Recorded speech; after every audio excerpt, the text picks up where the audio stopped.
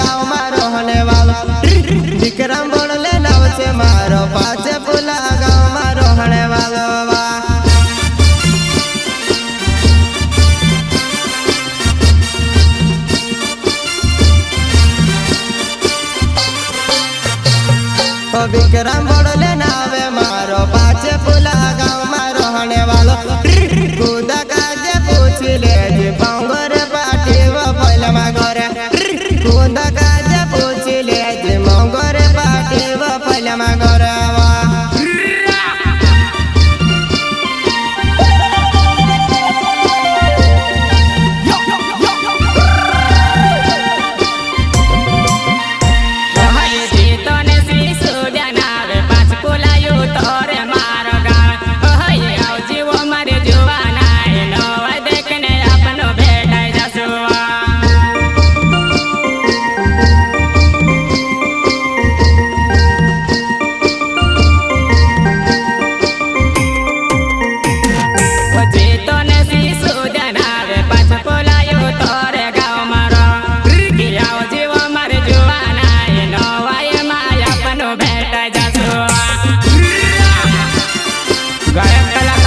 उत्तर पाँचकुला वाले गायक कलाकार विक्रम बड़ोले पाँचकुला वाले फाइनली दोस्तों दो गायक का द्वारा है और विक्रम बड़ोले और जितन सिसोदिया उत्तर पाँचकुला वाले।